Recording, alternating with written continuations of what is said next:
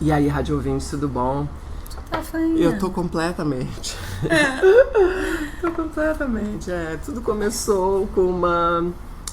enfim, fechou aqui o nariz, né? Que é coisa... É rinite alérgica, né? Mas Do que? Não sei direito, mas começou com uma dor de garganta. Aí depois evoluiu pra isso. Mas enfim, estão me tratando, vai abrir. Mas assim, eu não sinto nada além disso, entende? Incomoda mais as outras pessoas que a mim, porque a voz fica muito alterada, né? Tu tava com a tosse na sexta-feira. E no dia anterior eu tava com dor de garganta, então... E do ar-condicionado? Não sabemos. Essa época do ano, as gripes são assim... É que como tá muito quente, né? Tem muito ar-condicionado. E a gente vai mudando, né? A temperatura. Acho que tem a ver, sim. Eu ia falar um negócio. Tu tava vendo aqui o Ney Lisboa, né? O Ney veio com uma capa muito interessante, que isso aqui é a mão, né? A mão. Então assim... essa parte aqui eu não consegui. Mas assim... Tá todo marcado. A capa e o encarte são big closes, assim, de pele. Isso é a mão também, Kátia, só que eu acho que os ossinhos da mão. Pode ser, pode ser, mas isso aqui... É uma dobra. É uma dobra. Um dedão, sei lá. Não, é que assim, as pessoas... Tem um culto à eterna juventude e à belezura. Então as pessoas assim, se esticam bastante, fazem esses procedimentos com botox, blá blá blá, e preferem sempre mostrar o esticadinho. E ele vai e fotografa a marca do tempo, né? Corajoso. Eu falei pra Kátia dos cabelos brancos e ela disse, o dele totalmente branco, né? O nosso indo. O nosso indo. Não sei se eu ficarei totalmente branca. Eu me lembro da minha avó, ela era... era mesclada. Mestiço assim. Do branco. Era mesclado o negócio. Então, as mulheres... eu não sei lá. Eu acho bacana, assim, o cabelo todo branco. Eu acho bonito também. Bom, e aí? Nós duas, não, pois é. Aí o Zunho não vem, que tá bem louco trabalhando com o Godspell, que estreia na sexta-feira. Em Canoas. Eu não tô sem assunto, Kátia. Eu acho que eu nunca fica sem assunto. Então te atira, Cristiane Gans. Eu tava olhando assim para... Agora vem uma época bem assim, pressionada, né? Inclusive, quando eu ouvi a tua voz, assim, eu perguntei do que era, tu disseste que tu não sabia, eu fico com uma sensação bem forte, assim, de que o final do ano é um momento em que tem uma panela de pressão a 1000 por aí, assim, de todas as formas possíveis, no sentido de que as pessoas resolvem fazer um balanço da sua vida, né? E aí bate, assim, eu acho que um descontentamento. Um desespero, um leve desespero. Eu no verão trabalho muito, essa época do ano. Sim, Sempre chega alguém lá na Bororó, assim, enfim, querendo muito mudar as coisas, né? E eu vejo essa época como uma época bem, bem conturbada, assim, nesse sentido. E, bom... Então, estamos aí, né? Estamos aí. Mas assim, eu não sei o que desencadeia. Quer dizer, eu não sei porque pra mim não funciona assim. Eu nunca fiz um balanço no dia 30 ou nos últimos dias de dezembro. Nunca fiz isso.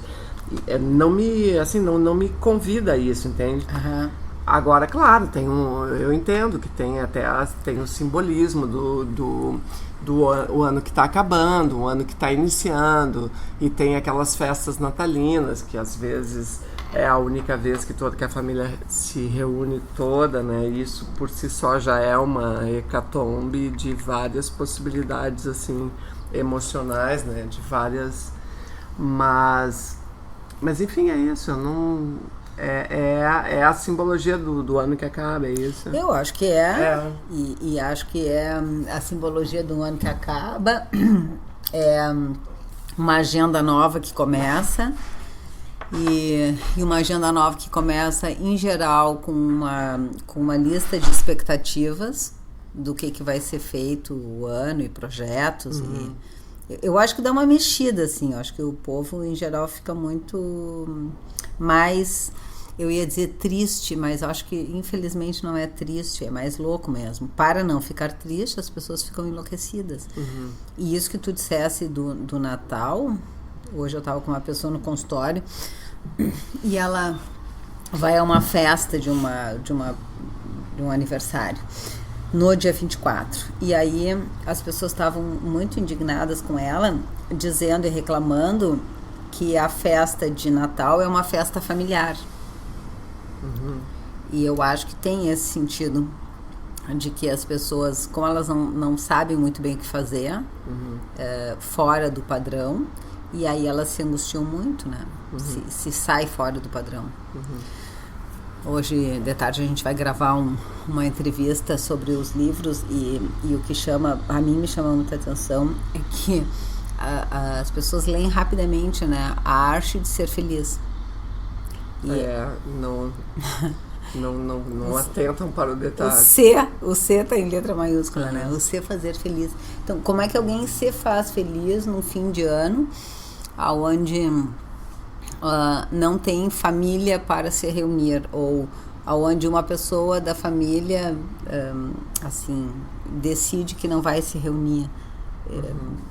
Eu acho que esse cenário é um cenário que é em geral ele é um cenário constrangedor, assim, porque as pessoas ficam desacomodadas de não fazerem não cumprirem o ritual, o padrão. Não.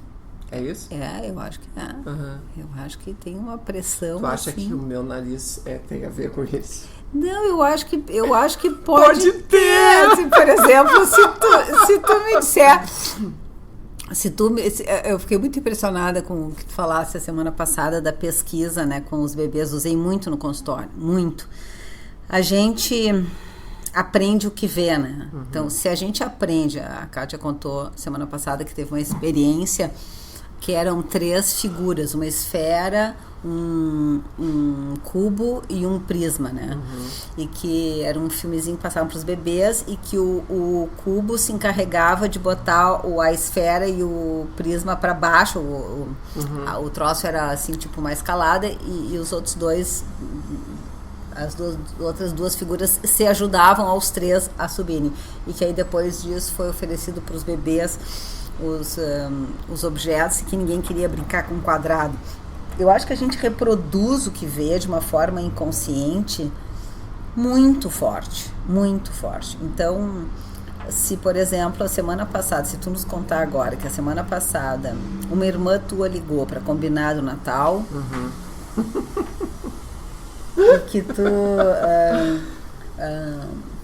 ficasse assim, sem saber bem o que dizer, e se por algum motivo tivesse alguma coisa que tu gostaria de ter dito e não dissesse, e depois ficou doendo a garganta do ar-condicionado. Pode ter esse nexo, claro que sim.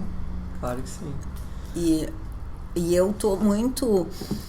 como é que eu vou dizer isso? Eu tô muito impregnada, é muito inconscientizado para mim essa visão de um mundo onde as nossas subjetividades, as nossas questões emocionais, elas sobredeterminam a lente de observação nossa do mundo, né?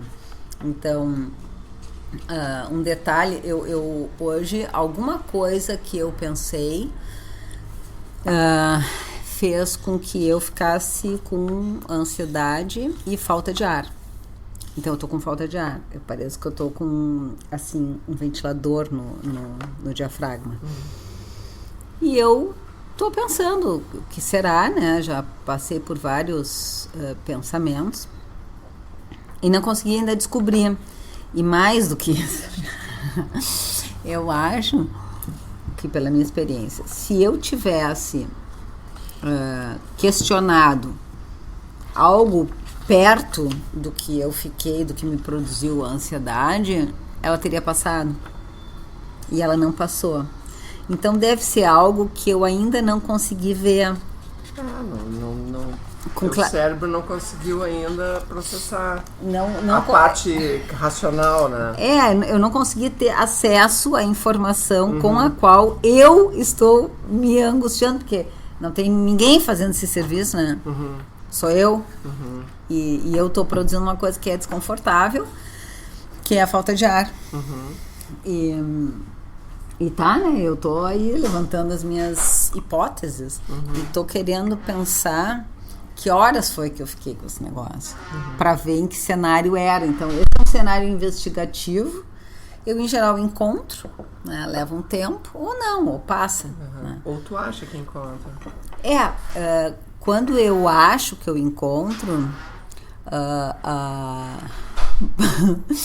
o que acontece de muito engraçado é que eu faço assim,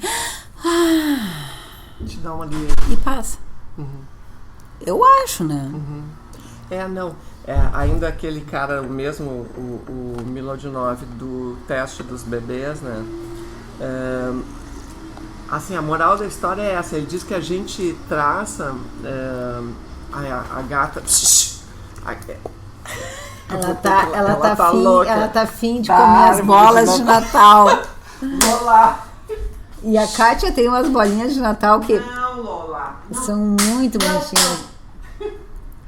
A Lola tá afim. A Lola tá afim de tocar o terror, isso sim. Essa é aquela que tu comprou essas luzinhas na loja do chinês e chegou em casa e já tava estragada. É aquela eu devolvi, né? E conseguiu... Não, aquilo fiquei 2 anos sem pinheiro por causa daquilo. E esse ano a minha filha falou que gostaria e tal, aí eu fui atrás, mas esse é do convencional. Depois que eu fiz tudo, ela me disse assim, aí era uma surpresa pra ela, daí ela entrou, olhou, eu é que queria montar. Eu falei, tá. Tem disso. Tem tudo isso, né? E logo depois a Kátia ficou com dor de garganta. Não foi do... tu acha que foi da... Não, tô brincando, mas é que assim, eu acho que a gente baixa as nossas defesas imunológicas com as nossas coisinhas emocionais, né? Não, eu claro acho, não tenho certeza. Mas eu acho também que aí é aquela minha chatice de sempre, que eu digo, uma dor de garganta pode ser só uma dor de garganta, não precisa ser necessariamente relacionada a um problema emocional, psicológico, psíquico, bababá. Não pode? Não posso ter assim uma dor de barriga mesmo. Pode. Tu fica à vontade para ter tudo que tu quiser. Mas é que assim, como eu vejo que nós somos um organismo super relacionado com tudo, é difícil que uma coisa seja só uma coisa, né? Em geral, o que a gente apresenta é um resultado de uma interação. E para que tanto esforço, né? Se a possibilidade de ação é tão pequenininha. É exatamente por isso, assim, eu acho que esse esforço da atenção, ele é protetor, né? E tem uma música que diz, o acaso vai me proteger enquanto eu estiver distraído. E eu brinco que a atenção vai me proteger enquanto eu estiver atento. E mesmo quando eu estiver distraído, se eu sou uma pessoa atenta, talvez a minha inconsciência me diga, cuidar do buraco. O que tu tá achando aí pra nós? O Milodinov, ele fala em ilusão de objetividade, que a gente se... Adorei. A gente se convence muito rápido, não é rapidamente, mas Facilmente. A gente tira conclusões acerca de coisas que nos acontecem. A gente julga o tempo todo o que a gente faz, o que os outros fazem, o que o mundo faz, e a gente tem um padrão de raciocínio que ele está completamente impregnado de cultura, daquilo que a gente viu a vida inteira e daquilo que nós somos. Então, assim, a gente não consegue nem apreciar a coisa exatamente como ela se coloca, porque a gente tem um raciocínio todo mediado e ele é formado por esses pré-requisitos, né? Então aqui em vários experimentos eles mostram como as pessoas julgam a partir de coisas mais bizarras, assim, tipo nome, aquilo que você falou do casamento. As ações, as empresas que têm um nome mais fácil a sigla mais simples, mais fácil de falar, elas têm um valor de ação mais alto. Eles fizeram estudos durante anos em bolsas de valor no mundo inteiro, entendeu? Então, assim, é um padrão de comportamento que não pode dizer assim, não, é coincidência. Não é coincidência, são anos de estudo, tem alguma coisa a ver, né? Então, assim, sexo, aquele experimento do computador, os pesquisadores foram colocados na frente de computadores para falar, eles achavam que era para avaliar a aula do computador, quer dizer, é um tutorial gravado, né? Mas, na verdade, eles estavam sendo analisados porque, assim como existem pássaros, ele fala que tem um pássaro que é assim, o pássaro, ele quando vai acasalar, ele tem um canto específico que deixa as fêmeas todas bem alvoroçadas, super afim. E elas começam a cantar também quando estão em época de acasalamento para atrair o macho. Essas passarinhas, essas moças pássaros, elas fizeram automaticamente o mesmo procedimento que elas fazem diante do canto do macho, sendo que era uma gravação, entendeu? Não havia um macho ali. Havia uma linguagem, um ritmo. Então, experimentando, para fazer essa experiência para ver se as pessoas se comportam automaticamente diante de uma máquina. Esse era o experimento do computador. O que aconteceu?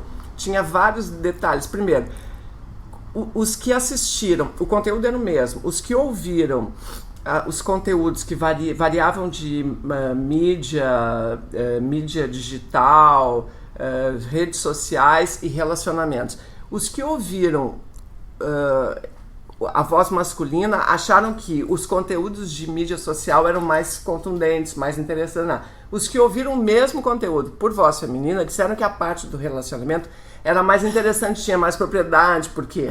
Porque existe já introjetado na nossa cabeça que a mulher entende mais de relacionamento, sentimento e fala sobre isso do que o homem.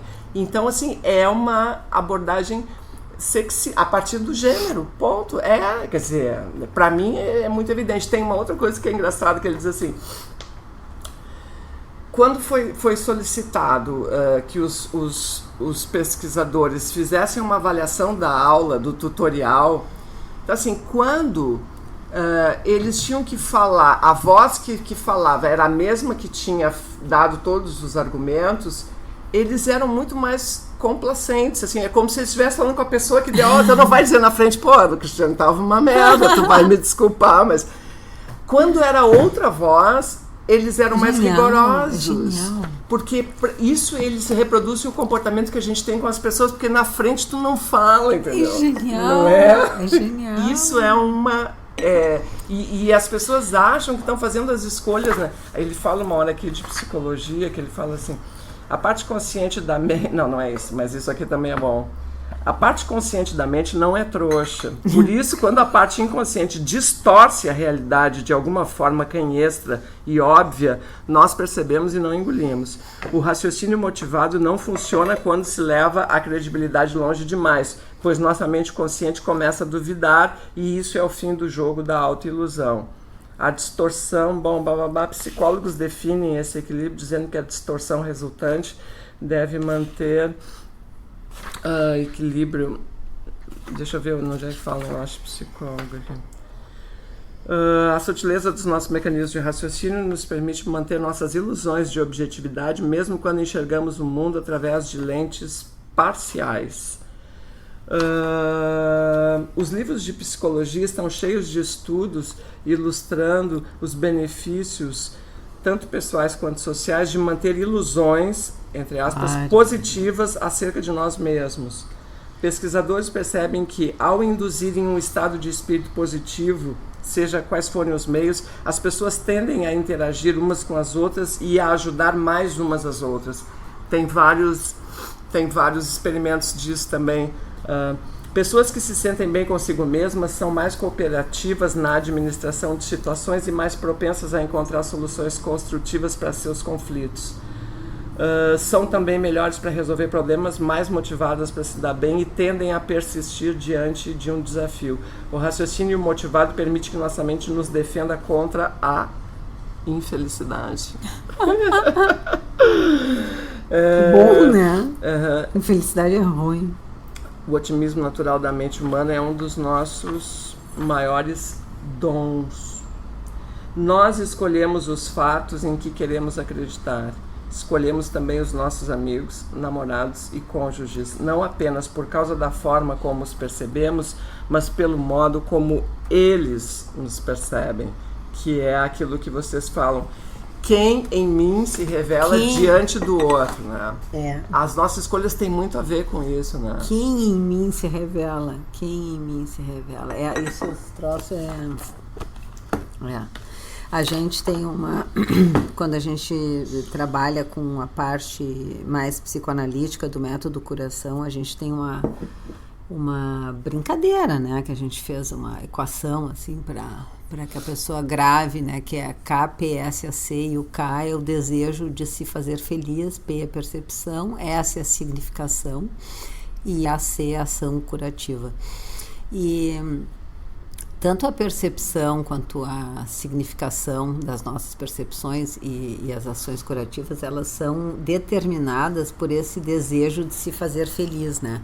Então, semana passada eu abri o Facebook, qual não é a minha surpresa, eu vou dizer o nome porque está lá no Facebook, é público, que é a Delma Silveira, que é uma pessoa que é uma dirigente de um segmento da DVB Família, de advogados de família, que eu fui dar uma palestra lá e ela me convidou faz um tempo. E é uma pessoa que eu não tenho assim contato. Ela primeiro postou o filho dela, que ela estava com câncer de intestino. Eu já achei aquilo assim bem diferente, né? E agradecendo as pessoas e tal, pela força e tal. Bom, minutinhos depois, entra ela, faz um depoimento longo, por escrito, contando assim que ela foi fazer uma revisão lá e acusou então um câncer de intestino e que ela tinha feito uma cirurgia e tinha tirado 1/3 do intestino. Bom, e aí ela dizia lá, pessoal, vamos, façam os seus exames e tal, e tal, e tal. Eu fiquei tão tocada com aquele negócio, porque na rede essa do Facebook as pessoas postam uma fotografia do prato de comida e não sei o que, bom. E tá. E aí no sábado eu resolvi, aí mandei uma coisinha, uma mensagem inbox para ela, falando, agradecendo, assim, que o se fazer feliz numa circunstância dessa é de tirar o chapéu, né? Tá. Aí falei para ela que a gente tinha lançado essa coleção e tal de livros, o que ela achava de eu deixar para ela lá, que eu achava que ela ia, já pelo depoimento dela, que eu achava que ela ia aproveitar. Ela me disse que sim e tal. No sábado eu comprei umas flores e fui assim meio constrangida, assim, porque uma vez né? Tá. Fui dar palestra lá e nunca mais. Bom. Aí eu subi no andar e falei com a enfermagem e disse que eu queria deixar as flores, que eu queria deixar uns livros e tal. Ela estava no hospital. Bom, eu fui a 48 horas menos da cirurgia. Ela já tinha postado. Já tinha feito a cirurgia? Ela já tinha feito a cirurgia, já tinha postado. Tá. Aí a moça da enfermagem do Mãe de Deus me disse, não, mas a senhora vá até o quarto. Bom, não, mas vá, porque ela vai gostar. E aí eu fiquei constrangida de não ir. Bom, era a primeira refeição líquida dela, estava tomando uma sopa. Ela parou de tomar sopa. Eu entrei, assim, eu quero compartilhar conosco, assim, dessas coisas que eu me meto, porque eu faço coisas que não são fáceis para mim de sustentar, mas eu vou. Assim, eu sou corajosinha, assim. Eu expressei a minha gratidão do que ela tinha postado, pensei nos exames meus que eu tô há 1 mês e meio sem fazer, e pensei em agradecer para ela indo, assim, alcançando um mimo.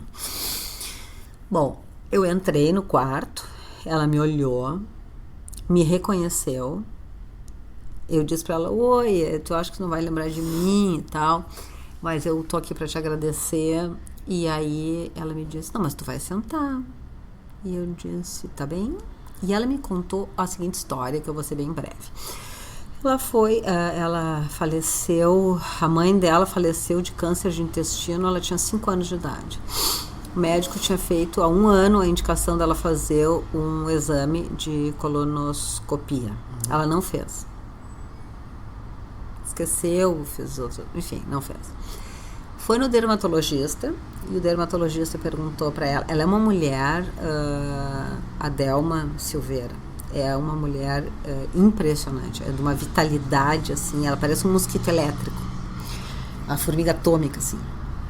Aí o médico disse: Delma, o que tu acha de eu te pedir uma bateria de exames? Ah, isso mesmo, pede tudo.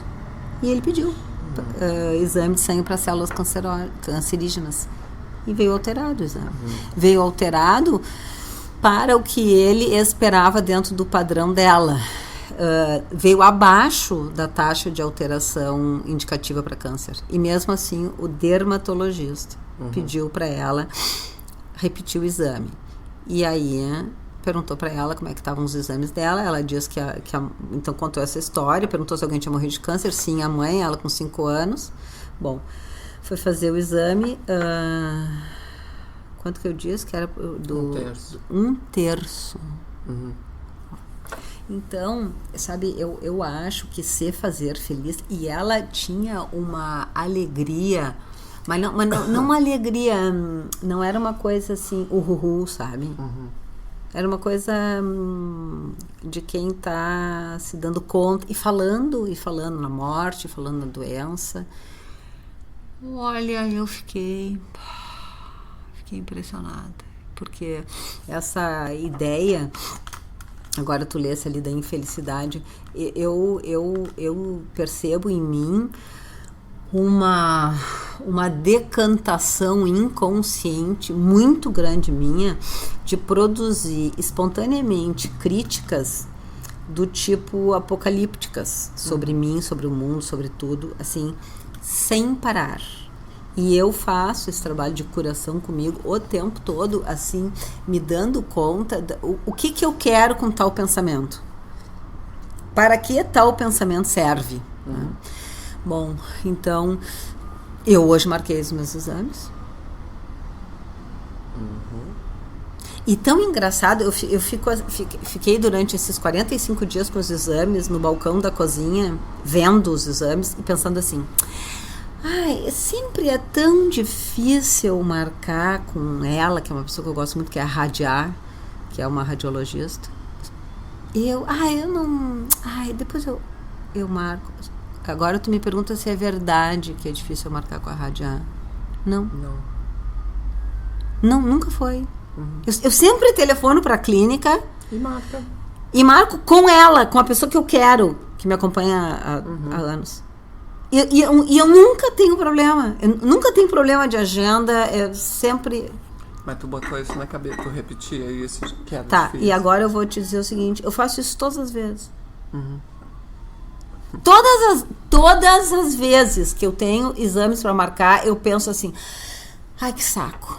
Agora vai ser um saco essa coisa da agenda, porque daí ela pode, eu não posso, não pode... Kátia, não é verdade. Não é verdade. As pessoas me atendem, eu tenho aqueles telefones com coisa que tu tecla, o que tu quer. A pessoa me atende, a moça é sempre gentil. Sim, não é uma barbadinha. Assim, a moça não diz pra mim assim, a doutora Radiar está ali aguardando, Cristiane. A hora que tu quiser. Não, ela não é assim. Mas eu sempre consegue. De 1 a 2 a 3 semanas, ou 4 semanas, mas eu sempre consegui marcar o exame com a pessoa que eu quero, que eu gosto, que me acompanha, que já... E eu todas as vezes faço a mesma churumela na minha cabeça. E hoje eu estava com uma pessoa no consultório e ela era telefonar para ver uma coisa do filho, da pensão, que o pai não tinha depositado lá um dinheiro, e da viagem do verão, quando é que o pai ia mandar a passagem e tal. E aí ela me contou assim, que ela disse pro filho dela que ele telefonasse pro pai. Aí ele disse assim, ai, não, pra quê? Aí ela disse, olha, fulaninho, pra combinar do verão, da tua viagem. Ai, não. Aí, fulaninho, o teu telefone tá com créditos, que é o pai que pôs os créditos. Não. Tá, então olha aqui, pega o meu. Ai, não. Aí eu perguntei pra ela, e tu por que não ligaste? Ai, não. A mesma coisa. Bom, nós levamos 45 minutos, nós começamos assim, levamos 45 minutos, e eu pedi pra ela que ela pegasse o telefone e ligasse. Assim que ela pegou o telefone e ligou, o pai do menino, a segunda frase dela, a primeira foi, oi, fulaninho, aqui é a fulaninha. A segunda frase foi, tu vai depositar. A primeira frase que a pessoa disse, que ela sabia que estava devendo, que ela ia depositar, que ela tinha tido um problema. Bom, resumo da ópera, 5 minutos de ligação. A moça se despediu do pai da criança super bem. Uhum. Assim, mandando um abraço, mandando beijo para os outros filhos e tal, assim, num clima super afetivo e amistoso. Aí terminou o telefonema, olhei para ela e perguntei assim, foi difícil? Foi ruim? Não. Então, essa criança faz o mesmo percurso que a mãe, porque é o que ela vê a mãe fazendo, e eu faço o mesmo percurso que vi e que vejo uma cultura toda, assim, achando tudo muito difícil, né? Tudo muito difícil, muito trabalhoso, tudo muito que deveria ser de uma outra maneira que a gente não tem a menor ideia de qual. Tudo muito do jeito que não é para ser. Fundamentalmente. Uma loucura, né?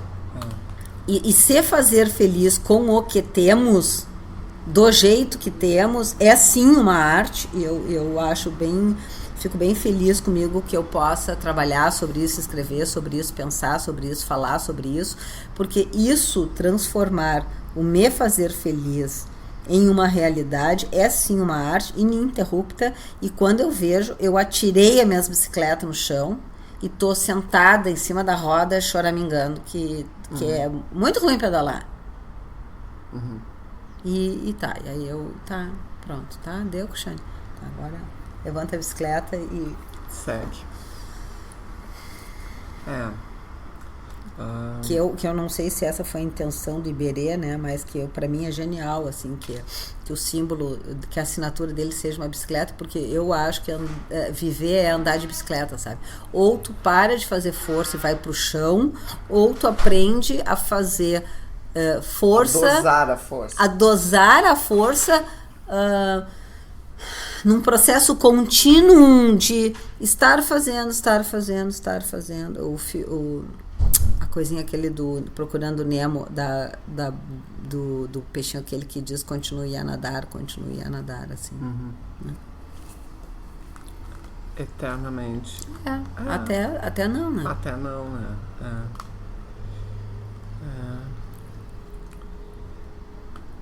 Aí as pessoas ficam em silêncio. É bom ficar em silêncio, não, eu acho bom. É bem exigente ficar em silêncio. No rádio parece que saiu do ar. A gente pode fazer A gente fica assobiando. Mas também desse livro, tu tem essa coisa de tocar, assim, eu tenho. e ele disse que esse toque também foi feitas assim, alguns testes e tal. Não, o toque esse é capaz de deixa as pessoas muito mais propensas a aceitar o que tu tá falando. Pode ser uma coisa de um segundo, assim, então, às vezes a pessoa nem notou que tu fez. Que loucura. Sabe que eu falei com uma menina ontem no consultório, querida, uma amada, assim, uma querida, tão arrogante, pobrezinha, tão arrogante. Eu disse isso pra ela. Ela ficou tão triste, assim, tão triste. Ela disse, desculpa se eu fui arrogante. E eu cheguei perto dela, dei um beijo na testa dela e fiquei pensando se ela enfim, o que ela estava achando daquilo, e disse para ela: meu bem, tu não estás arrogante, tu és muito arrogante. E assim, e como a coisa do toque, claro, eu como toco muito, assim, eu fico olhando, porque às vezes a pessoa não gosta. Às vezes a pessoa, eu disse coisas bem ruins, assim, de ouvir, eu acho, ruins, né? Mas e ainda disse, assim, dando um beijo, tocando, assim, eu acho que, não sei por que ele tem alguma ideia do porquê que essa coisa do toque baixa? Porque, não, é que assim, é uma coisa inconsciente, né? Sei lá, tua mente inconsciente assimila aquilo, a tua mente inconsciente, o lado inconsciente, como uma coisa de contato, de carinho, de alguma coisa, aumenta o contato. Sabe que no hospital, nos recém-nascidos, eles bolaram uma roupinha que é tipo uma fraldinha assim, que contém o bebê. Uhum. Sabe aquele reflexo de Moro, aquele reflexo que a criança fica assim... Parece uma convulsão, uma mini convulsão. Isso. Quando eles são muito pequenininhos e eles são prematuros, eles são ensacadinhos dentro dessa roupinha e isso dá uma contenção, assim, um acalmamento. Uhum. Eu quando começa assim uma friagenzinha ali por março, abril, eu tenho a necessidade de botar uma segunda pele e eu uso esses troços de mijão e meia e camiseta e eu me sinto assim contida, protegida. Uhum. Protegida. E para mim é impressionante a minha necessidade de toque, de proximidade, hoje eu cumprimentei um moço, né? Eu saí para correr com a Taiga. Eu brinco que eu ando de trenó, que ela é minha rena, porque ela sai me puxando.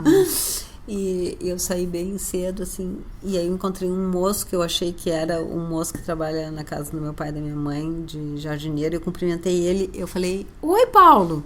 E ele não me cumprimentou, eu fiquei tão triste, assim. E daí eu insisti, eu falei: Paulo, oi! E aí ele sorriu e não era o Paulo. Uhum. Então, essa necessidade... Eu vi ele perto, assim, do lugar onde ele até morava, acho que ele nem mora mais ali. E rapidamente eu preenchi... Isso, preencheu as lacunas. As lacunas com a minha... Eu chamo isso a necessidade de controle, do incontrolável, né? E aí, rapidamente... Não, mas ele diz... Bom, ali no livro ele diz que é assim que opera o nosso cérebro. Aí ele explica ali, porque assim, evidentemente que a gente não tem como arquivar tudo, não tem como. O nosso cérebro, ele diz, o nosso cérebro é exatamente igual ao da pedra lascada, ele não mudou o cérebro. O que mudou foi a interação com o mundo, a forma de... A gente tem muito mais... A gente está, não me vem a palavra, assim, a gente está em contato com uma profusão de símbolos, signos, mensagens, textos, pessoas, como nunca na história da humanidade a gente teve. Então então ele conta assim, por exemplo, um cara lá que tinha um problema de memória, ele assim, cada pessoa, ele visualizava, ele guardava a fisionomia de cada pessoa em cada momento, a pessoa rindo, porque não tem como, ele não conseguia reconhecer a pessoa se a pessoa não estivesse exatamente fazendo com o mesmo tipo de sentimento que ela estava na memória dele. Então, se ele estava sério, se a mesma pessoa aparecia rindo, ele não reconhecia. Por isso que o cérebro, ele... Kátia, eu perdi essa parte, o início, como é que é? A gente fixa a gente fixa na memória instantes. Não, isso aí é um cara que tinha um problema. Esse é um cara que tinha um problema, entendeu? Por isso que como a gente... Eu acho que eu tenho esse problema. Não, a gente opera retendo só o básico, o essencial e aí o cérebro faz preenche isso, preenche com... Aí é que tá, ele preenche com as informações com as quais tu moldou a tua percepção e outras que tu não escolheu, mas elas estão no teu meio, e tu acredita que tu tá sendo objetivo, né? E tu não tá. Tu não tá, tu tá fazendo esse julgamento aí de falar com o computador, de achar que a voz masculina é mais determinante para falar, o conteúdo é mais interessante e mais substancioso se for dito por uma voz masculina, assim como... Então, assim, ele vai comprovando nessa sucessão de estudos que ele apresenta que a objetividade não há existe a ilusão da objetividade, né? Então a gente não tem outro jeito de operar a não ser preenchendo as lacunas. Isso não é tu falou que era uma arrogância. Não, como ela sabe que eu uso muito isso, qualquer coisa que eu digo que ela não me lembra mais o que ela diz que é arrogância. Não, sei lá, é arrogância e acolhimento. Arrogância e acolhimento. Não, mas eu vou acolher a minha arrogância. Isso que é difícil, é bem exigente. Mas, não, o que eu disse que é a nossa necessidade de controle. Necessidade de controle. Eu acho que tem uma posição filosófica nossa, que é essa da necessidade de controlar o incontrolável.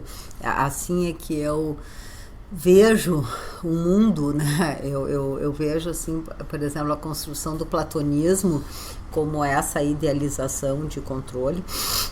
E de verdade, então, aí a Kátia brinca com a coisa da arrogância. Sim, a arrogância é um mecanismo, é um derivado da idealização. A arrogância, a grandiosidade e a onipotência são uma tríade de funcionamento emocional que dá conta dessa idealização, e eu acho que pode ser que o nosso cérebro funcione assim, né? Mas eu só penso o seguinte: me faz sentido essa coisa do controle. A gente escolhe no que quer acreditar, né? Então, para mim isso faz sentido. Então, eu observo que quanto mais eu acolho a minha necessidade de controlar o incontrolável e mais eu me lembro do meu desejo de me fazer feliz nas mais diferentes circunstâncias, mais eu me dou conta do meu desejo. A Kátia falou da coisa do julgamento, né? Mais eu me dou conta que eu uso um padrão de julgamento que não me traz nenhum benefício a não ser a permanente percepção de que o mundo deveria ser diferente do que ele é, né? Que é um tipo de julgamento que traz como sintoma uma permanente ansiedade, né? Então eu devo estar metida, suponho, com alguma coisa que eu gostaria que fosse diferente do que ela está sendo, e eu não tenho consciência disso. Quando a Kátia disse que eu acredito que melhora quando eu descubro, eu às vezes descubro alguma coisa e essa coisa me faz um sentido, e aí eu deixo de ficar angustiada. É um funcionamento, claro. É um funcionamento. Claro. E eu gosto de encontrar, para parar de me sentir assim. Porque, em geral, o que acontece é que quando eu tenho sintomas que são fruto de pensamentos inconscientes, eu fico me debatendo com o sintoma e não vou adiante. E quando eu me dou conta do pensamento, quando ele torna-se consciente, em geral eu rio, assim, eu brinco, eu assim, meio que me debocho, assim, de a querida gostaria que fosse diferente, um troço que em geral não tem nada a ver comigo, né? Não tem nenhuma possibilidade de mudança, né? E aí me acalma, né? Eu me acalmo, né? Então eu vou procurar aí, vou ver quando é que vai passar esse meu ventilador. Quando eu era pequena, eles me davam passiflorim. Ah, é passiflorina. Passiflora. É. Eu era, assim, não muito pequena, né? Mas Pra te acalmar. é. Que eu vivia. Ficava agitada. Eu de vez em quando ficava assim, com um suspiro, assim. Assim. Suspirenta. Eu sou suspirenta, né? Bueno, então tá, né, querida?